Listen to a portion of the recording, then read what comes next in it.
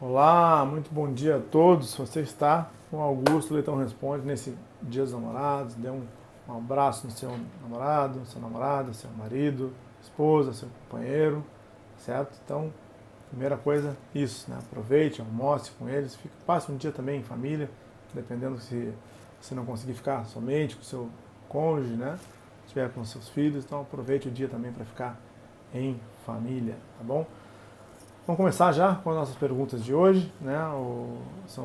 Nós temos aí algumas perguntinhas separadas para hoje, sobre esse vídeo que é o Augusto Leitão Responde. Se você for novo por aqui, pausa o vídeo agora, se inscreve no canal aqui embaixo, ative todas as notificações, deixe seu like, compartilhe nosso conteúdo e comente, quem sabe o seu comentário não vira um Augusto Leitão Responde. Passe nas nossas redes sociais, temos o meu Facebook e o meu Instagram, o @Augusto Leitão. Lá você encontra trailers, vídeos e algumas frases que você pode salvar e compartilhar. É o @Augusto Leitão, me segue por lá também. Conhece meu site, augustoleitãoadvocacia.com.br, e faça tudo isso que eu falei para que o YouTube entenda como relevante os nossos vídeos, como relevante o nosso conteúdo e entregue ele sempre para você e para mais e mais pessoas. Vamos lá. Nosso e-mail, atendimento@augustoleitãoadvocacia.com.br. Vamos direto à primeira pergunta? Acho que a primeira não é pergunta, é só um comentário, tá? Mas vamos prestar atenção no que disse a Márcia aqui, tá, gente? Boa tarde, doutor Augusto.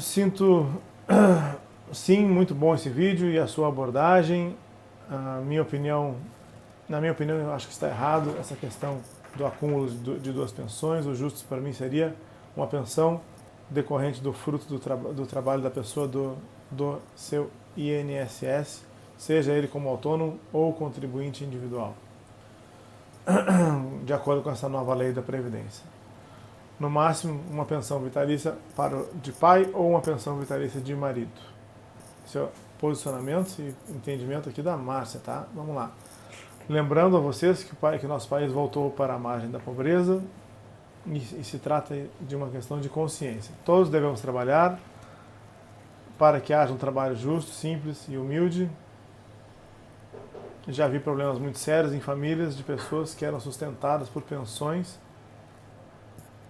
mas só no caso citado. As pensões federais e estaduais sustentavam essas famílias e essas famílias viviam em pé de guerra. Mais um vídeo muito importante. Obrigado, doutor Augusto. Meu muito obrigado e até o próximo vídeo. Bom, a Márcia está falando aqui que dependendo do caso, de pessoas que recebem uma, duas pensões, mais uma aposentadoria, e o Tribunal de Contas está cruzando muito disso, né? Eu acabei de atender uma pessoa que está com alguns rendimentos aí e ela caiu no cruzamento e vai ter que se defender ou se defender e optar por algum e se defender dos demais, né? Para que ela consiga acumular uma parte deles pelo menos. O Tribunal de Contas está muito atento a isso, fazendo todo tipo de cruzamento, até cruzamentos com a régua muito baixa, né? Por exemplo, cruzamentos de teto remuneratório, sem fazer nenhuma exceção, né? Bateu no teto, faz a lista de CPF e manda a cartinha e a pessoa muitas vezes não fez nada de errado. Bateu no teto por uma parcela indenizatória, bateu no teto por conta de ela ter recebido o 13º, e isso deve ser excluído do cálculo do teto. Mas vamos lá. Isso está acontecendo mesmo. Ela está dizendo que tem pessoas que na verdade não precisam elas próprias de uma pensão ou das duas pensões e acabam na prática sustentando a família toda, né? Vamos falar com a Cláudia? Vamos ver se a Cláudia está conosco aqui. Eu tenho os meus direitos adquiridos, meu pai pagava durante muitos anos, depois ele faleceu. Será que eu vou ter direito à pensão do meu pai? Seriam pensões acumulativas? Eu estou falando isso porque eu também sou viúva de militar. Cláudia, vamos lá. A regra é a seguinte: se o seu pai contribuiu com 1,5% e o seu marido também,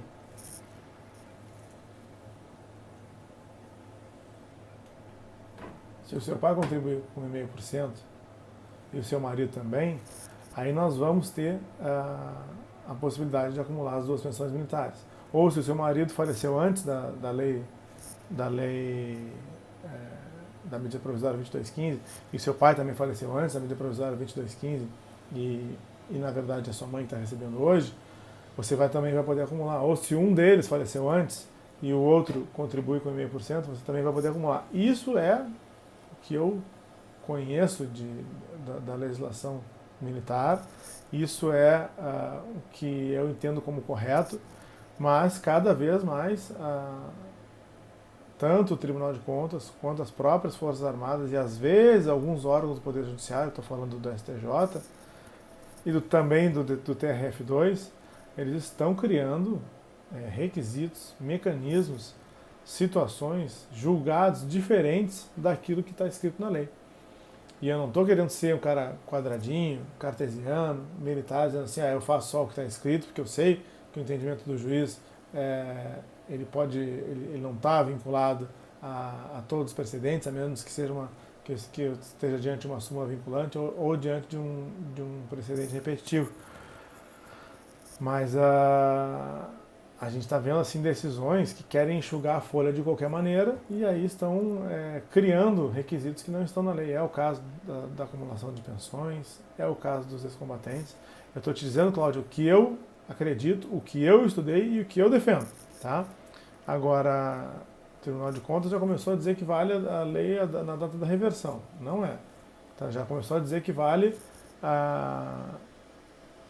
que quando os militares morreram em 2002, 2007, já não tinha mais a redação original, desconsiderando que eles contribuíram. Isso também está errado.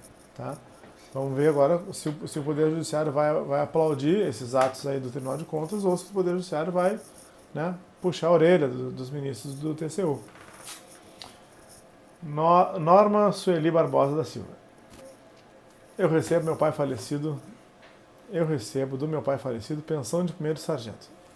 Meu marido é 3º sargento. Vou ter direito às 2 pensões? Vai depender, tá, Norma? Vai depender do que eu acabei de falar. Se os dois contribuem com 0,5%, sim. Se os dois faleceram antes da medida provisória 2215, sim. E se o Tribunal de Contas colaborar? E se o Poder Judiciário não concordar com isso que o Tribunal de Contas passou a fazer. Tá? Vamos lá. Sônia, essa lei, ao meu ver, está toda errada. Não estão certos esses descontos das pensionistas militares. A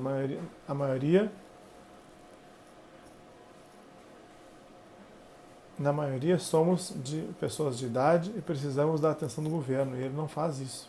Acaba só diminuindo os valores. Onde está o Estatuto do Idoso? Será que ele serve apenas para andarmos de graça no ônibus? Está aqui a ponderação da Sônia e queixa dela com relação à corrosão dos direitos adquiridos. Eu vou pontuar o que a Sônia falou aqui, e as pessoas dizem, não sei, eu tenho direito adquirido, por que acabaram com o direito adquirido? Não é bem isso. O direito adquirido continua existindo, continua na Constituição. O que está acontecendo é uma corrosão dos direitos adquiridos. Eu estou tendo o STF, que interpreta a Constituição, e em alguns outros níveis, aí, STJ em alguns casos, está nos limitando ou dizendo que determinadas situações não são consideradas direito adquirido. E aí eu tô tendo um esvaziamento do direito adquirido. Estrutura remuneratória definida, não é direito adquirido. E tantas outras situações. Eu não posso alegar direito adquirido quando eu estiver falando de direito tributário e a contribuição para a pensão militar tem natureza tributária. Então a gente está tendo uma corrosão dos direitos adquiridos. Ele continua existindo, continua lá na Constituição no mesmo lugar. Mas o que é considerado direito adquirido e o que não é que está mudando. Tá? Infelizmente, mudando para pior.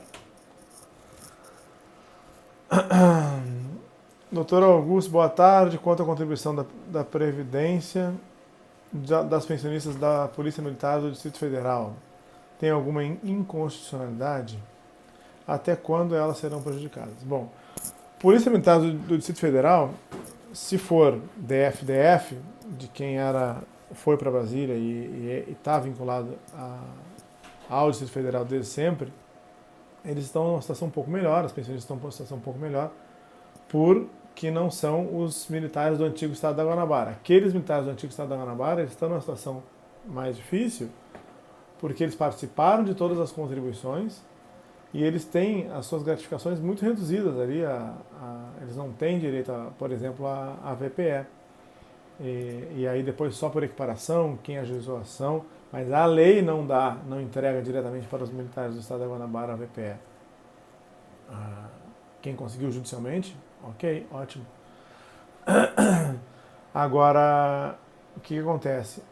Ela quer saber se tem alguma inconstitucionalidade. Policiais militares do Distrito Federal, policiais militares, bombeiros, eles podem ter as alíquotas das contribuições diferentes daquelas apresentadas pela Lei 13.954.